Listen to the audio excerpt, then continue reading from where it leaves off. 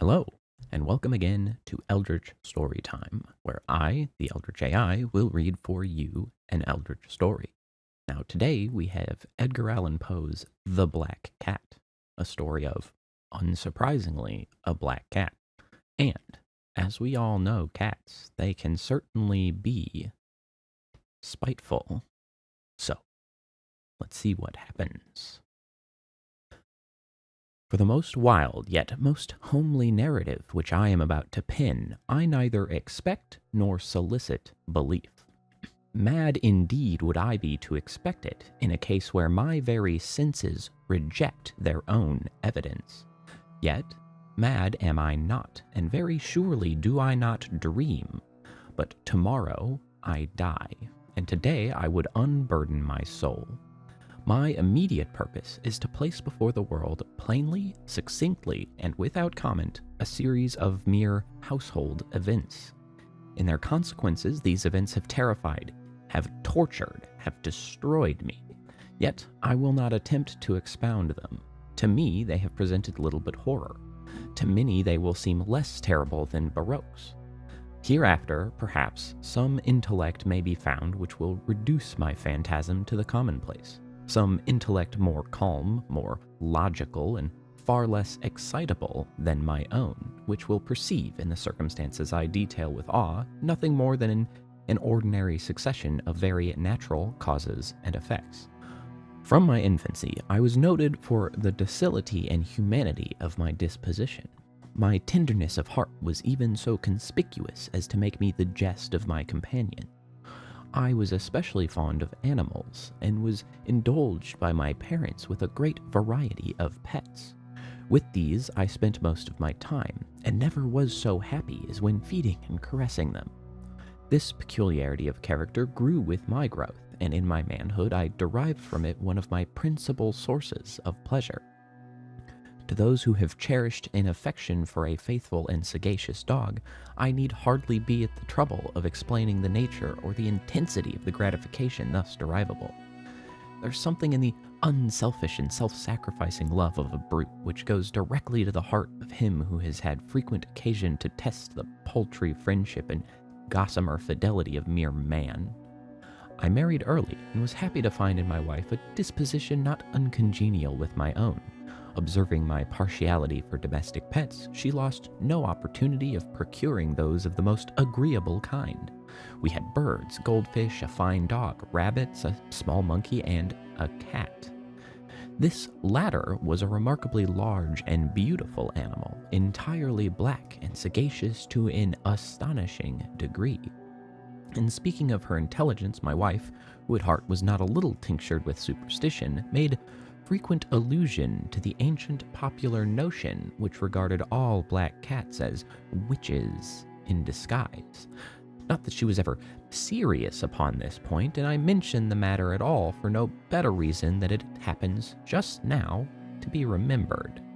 Pluto, this was the cat's name, was my favorite pet and playmate. I alone fed him, and he attended me wherever I went about the house.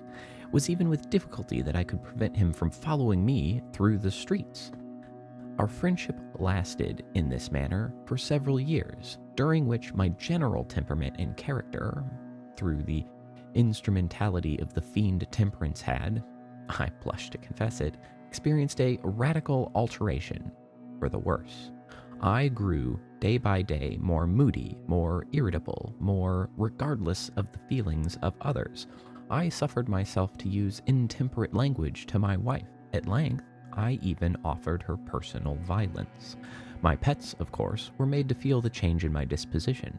I not only neglected, but ill-used them. For Pluto, however, I still retained sufficient regard to restrain me from maltreating him, as I made no scruple of maltreating the rabbits, the monkey, or even the dog, when by accident or through affection they came in my way.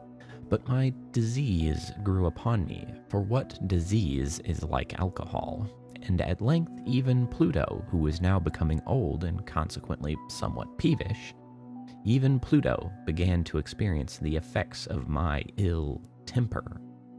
One night, returning home much intoxicated from one of my haunts about town, I fancied that the cat avoided my presence. I seized him when in his fright at my violence he inflicted a slight wound upon my hand with his teeth. The fury of a demon instantly possessed me. I knew myself no longer. My original soul seemed at once to take its flight from my body, and a more than fiendish malevolence, gin-nurtured, thrilled every fiber of my frame. I took from my waistcoat pocket a penknife, opened it, grasped the poor beast by the throat, and deliberately cut one of its eyes from the socket. I blush, I burn, I shudder, while I pin the damnable atrocity. When reason returned with the morning, when I had slept off the fumes of the night's debauch, I experienced a sentiment half of horror, half of remorse for the crime of which I had been guilty, but it was, at best, a feeble and equivocal feeling, and the soul remained untouched. I again plunged into excess, and soon drowned in wine all memory of the deed. In the meantime, the cat slowly recovered.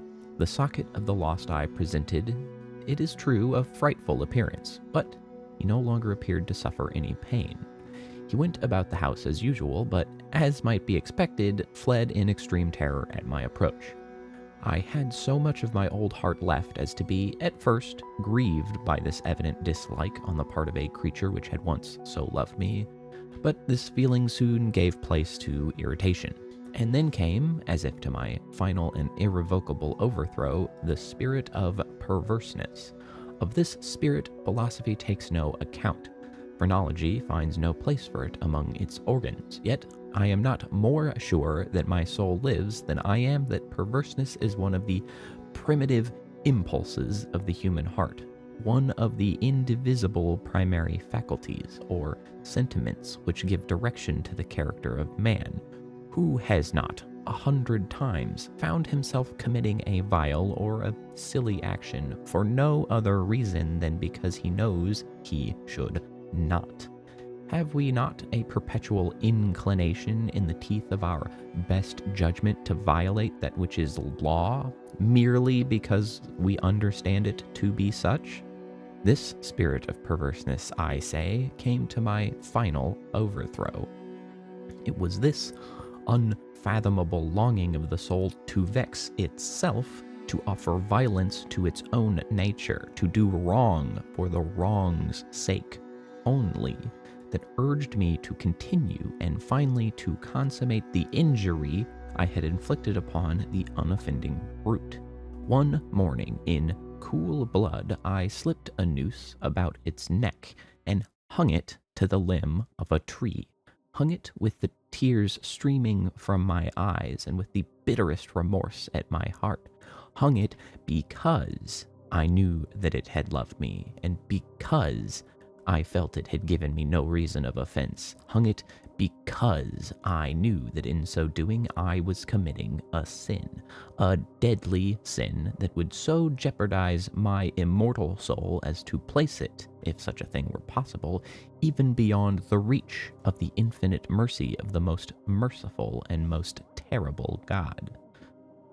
On the night of the day on which this cruel deed was done, I was aroused from sleep by the cry of fire. The curtains of my bed were in flames. The whole house was blazing. It was with great difficulty that my wife, a servant, and myself made our escape from the conflagration. The destruction was complete. My entire worldly wealth was swallowed up, and I resigned myself thenceforward to despair. I am above the weakness of seeking to establish a sequence of cause and effect between the disaster and the atrocity, but I am detailing a chain of facts, and wish not to leave even a possible link imperfect. On the day succeeding the fire, I visited the ruins. The walls, with one exception, had fallen in. This exception was found in a compartment wall, not very thick, which stood about the middle of the house, and against which had rested the head of my bed. The plastering had here in great measure resisted the action of the fire, a fact which I attributed to its having been recently spread. About this wall a dense crowd were collected, and many persons seemed to be examining a particular portion of it with very minute and eager attention. The words strange, singular, and other similar expressions excited my curiosity. I approached and saw, as if graven in bas relief upon the white surface, the figure of a gigantic cat. The impression was given with an accuracy truly marvelous. There had been a rope about the animal's neck. When I first beheld this apparition, for I could scarcely regard it as less, my wonder and my terror were extreme. But at length reflection came to my aid. The cat, I remembered, had been hung in a garden adjacent to the house. Upon the alarm of fire, this garden had been immediately filled by the crowd, by some one of whom the animal must have been cut from the tree and thrown through an open window into my chamber. This had probably been done with the view of arousing me from sleep. The falling of other walls had compressed the victim of my cruelty into the substance of the freshly spread plaster, the lime of which, with the flames and the ammonia from the carcass, had then accomplished the portraiture as I saw it. Although I thus readily accounted to my reason, if not altogether to my conscience, for the startling fact just detailed, it did not the less fail to make a deep impression upon my fancy.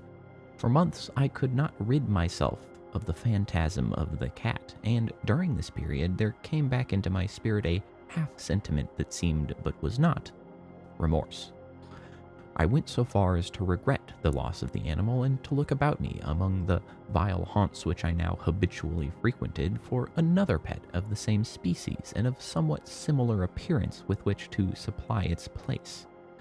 One night, as I sat half stupefied in a den of more than infamy, my attention was suddenly drawn to some black object reposing upon the head of one of the immense hogsheads of gin or of rum which constituted the chief furniture of the apartment. I had been looking steadily at the top of this hogshead for some minutes, and what now caused me surprise was the fact that I had not sooner perceived the object thereupon. I approached it and touched it with my hand. It was a black cat, a very large one, fully as large as Pluto, and closely resembling him in every respect but one. Pluto had not a white hair upon any portion of his body, but this cat had a large, although indefinite, splotch of white covering nearly the whole region of the breast. Upon my touching him, he immediately arose, purred loudly, rubbed against my hand, and appeared delighted with my notice. This, then, was the very creature of which I was in search. I at once offered to purchase it of the landlord, but this person made no claim to it, knew nothing of it, had never seen it before. I continued my caresses, and when I prepared to go home, the animal evinced a disposition to accompany me. I permitted it to do so, occasionally stooping and patting it as I proceeded. When it reached the house, it domesticated itself at once, and became immediately a great favorite with my wife. For my own part, I soon found a dislike to it arising within me. This was just the reverse of what I had anticipated, but I know not how or why it was, its evident fondness for myself rather disgusted and annoyed. By slow degrees, these feelings of disgust and annoyance rose into the bitterness of hatred. I avoided the creature, a certain sense of shame and the remembrance of my former deed of cruelty preventing me from physically abusing it. I did not for some weeks strike or otherwise violently ill-use it. But gradually, very gradually, I came to look upon it with unutterable loathing, and to flee silently from its odious presence as from the breath of a pestilence. What added, no doubt, to my hatred of the beast was the discovery on the morning after I brought it home that, like Pluto, it also had been deprived of one of its eyes. This circumstance, however, only endeared it to my wife, who, as I have already said, possessed in a high degree that humanity of feeling which had once been my distinguishing trait and the source of many of my simplest and purest pleasures. With my aversion to this cat, however, its partiality for myself seemed to increase. It followed my footsteps with a pertinacity which it would be difficult to make the reader comprehend. Whenever I sat, it would crouch beneath my chair, or spring upon my knees, covering me with its loathsome caresses. If I arose to walk, it would get between my feet and thus nearly throw me down. or, fastening its long and sharp claws in my dress, clamber in this manner to my breast. At such times, although I longed to destroy it with a blow, I was yet withheld from so doing, partly by a memory of my former crime, but chiefly, let me confess it at once, by absolute dread of the beast. This dread was not exactly a dread of physical evil, and yet I should be at a loss how otherwise to define it. I am almost ashamed to own, yes, even in this felon's cell, I am almost ashamed to own, that the terror and horror with which the animal inspired me had been heightened by one of the merest chimeras it would be possible to conceive. My wife had called my attention more than once to the character of the mark of white hair of which I have spoken, and which constituted the sole visible difference between the strange beast and the one I had destroyed. The reader will remember that this mark, although large, had been originally very indefinite, but by slow degrees nearly imperceptible, and which for a long time my reason struggled to reject as fanciful, it had, at length, assumed a rigorous distinctness of outline. It was now the representation of an object that I shudder to name, and for this, above all, I loathed and dreaded and would have rid myself of the monster had I dared. It was now, I say, the image of a hideous, of a ghastly thing, of the gallows. O mournful, terrible engine of horror and of crime, of agony and of death. And now was I indeed wretched beyond the wretchedness of mere humanity, and a brute beast, whose fellow I had contemptuously destroyed, a brute beast to work out for me, a man, fashioned in the image of the high gods, so much of insufferable woe. Alas, neither by day nor by night knew I the blessing of rest any more. During the former, the creature left me no moment alone, and then the latter I started hourly from dreams of unutterable fear to find the hot breath of the thing upon my face and its vast weight, an incarnate nightmare that I had no power to shake off, incumbent eternally upon my heart. Beneath the pressure of torments such as these, the feeble remnant of the good within me succumbed. Evil thoughts became my sole intimates. The darkest and most evil of thoughts, the moodiness of my usual temper, increased to hatred of all things and of all mankind, while, from the sudden, frequent, and ungovernable outbursts of a fury to which I now blindly abandoned myself, my uncomplaining wife, alas, was the most usual and the most patient of sufferers. One day she accompanied me upon some household errand into the cellar of the old building which our poverty compelled us to inhabit. The cat followed me down the steep stairs, and nearly throwing me headlong exasperated me to madness. Uplifting an axe and forgetting in my wrath the childish dread which had hitherto stayed my hand, I aimed a blow at the animal, which, of course, would have proved instantly fatal had it descended as I wished. But this blow was arrested by the hand of my wife. Goaded by the interference into a rage more than demoniacal, I withdrew my arm from her grasp and buried the axe in her brain. She fell dead upon the spot without a groan. This hideous murder accomplished, I set myself forthwith and with entire deliberation to the task of concealing the body. I knew that I could not remove it from the house, either by day or by night, without the risk of being observed by the neighbors. Many projects entered my mind. At one period, I thought of cutting the corpse into minute fragments and destroying them by fire. At another, I resolved to dig a grave for it in the floor of the cellar. Again, I deliberated about casting it in the well in the yard, about packing it in a box as if merchandise with the usual arrangements, and so getting a porter to take it from the house. Finally, I hit upon what I considered a far better expedient than either of these. I determined to wall it up in the cellar, as the monks of the Middle Ages are recorded to have walled up their victims. For a purpose such as this, the cellar was admirably adapted. Its walls were loosely constructed, and had lately been plastered throughout with a rough plaster, which the dampness of the atmosphere had prevented from hardening. Moreover, in one of the walls was a projection caused by a false chimney or fireplace that had been filled or walled up and made to resemble the rest of the cellar. I made no doubt that I could readily displace the bricks at this point, insert the corpse, and wall the whole up as before so that no eye could detect anything suspicious. And in this calculation I was not deceived. By means of a crowbar, I easily dislodged the bricks. Having carefully deposited the body against the inner wall, I propped it in that position while, with little trouble, I relaid the whole structure as it originally stood. Having procured mortar, sand, and hair with every possible precaution, I prepared a plaster which could not be distinguished from the old, and with this I very carefully went over the new brickwork. When I had finished, I felt satisfied that all was right. The wall did not present the slightest appearance of having been disturbed. The rubbish on the floor was picked up with the minutest care. I looked around triumphantly and said to myself, "Here, at least, then, my labor has not been in vain."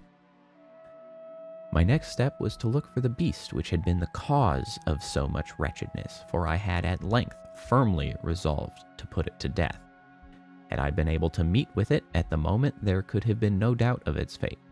But it appeared that the crafty animal had been alarmed at the violence of my previous anger, and forbore to present itself in my present mood. It is impossible to describe or to imagine the deep, the blissful sense of relief which the absence of the detested creature occasioned in my bosom. It did not make its appearance during the night, and thus for one night at least since its introduction into the house, I soundly and tranquilly slept. I slept, even with the burden of murder upon my soul. The second and the third day passed, and still my tormentor came not. Once again I breathed as a free man. The monster, in terror, had fled the premises forever. I should behold it no more. My happiness was supreme. The guilt of my dark deed disturbed me but little. Some few inquiries had been made, but these had been readily answered. Even a search had been instituted, but of course nothing was to be discovered. I looked upon my future felicity as secured. Upon the fourth day of the assassination, a party of the police came, very unexpectedly, into the house and proceeded again to make rigorous investigation of the premises. Secure, however, in the inscrutability of my place of concealment, I felt no embarrassment whatever. The officers bade me accompany them in their search. They left no nook or corner unexplored. At length, for the third or fourth time, they descended into the cellar. I quivered not in a muscle. My heart beat calmly, as that of one who slumbers in innocence. I walked the cellar from end to end, folded my arms upon my bosom, and roamed easily to and fro. The police were thoroughly satisfied and prepared to depart. The glee at my heart was too strong to be restrained. I burned to say but one word by way of triumph, and to render doubly sure their assurance of my guiltlessness. "Gentlemen," I said at last, as the party ascended the steps, "I delight to have allayed your suspicions. I wish you all health and a little more courtesy. By the by, gentlemen, this is a very well-constructed house." In the rabid desire to say something easily, I scarcely knew what I uttered at all. "I may say an excellently well-constructed house. These walls—" "Are you going, gentlemen? These walls are solidly put together." And here, through the mere frenzy of bravado, I rapped heavily with a cane, which I held in my hand, upon that very portion of the brickwork behind which stood the ghastly corpse of the wife of my bosom. But may God shield and deliver me from the fangs of the arch-fiend. No sooner had the reverberation of my blows sunk into silence than I was answered by a voice from within the tomb, by a cry at first muffled and broken, like the sobbing of a child, and then quickly swelling into one long, loud, and continuous scream, utterly anomalous and inhuman. A howl, a wailing shriek, half of horror and half of triumph, such as might have arisen only out of hell, conjointly from the throats of the damned in their agony and of the demons that exult in the damnation. Of my own thoughts it is folly to speak. Swooning, I staggered to the opposite wall. For one instant the party upon the stairs remained motionless, through extremity of terror and of awe. In the next, a dozen stout arms were toiling at the wall. It fell bodily. The corpse already greatly decayed and clotted with gore, stood erect before the eyes of the spectators. Upon its head, with red extended mouth and solitary eye of fire, sat the hideous beast whose craft had seduced me into murder, and whose informing voice had consigned me to the hangman. I had walled the monster up within the tomb. Thus concludes The Black Cat. Be kind to animals, especially cats. Their knowing eyes certainly know more than you might expect. Farewell.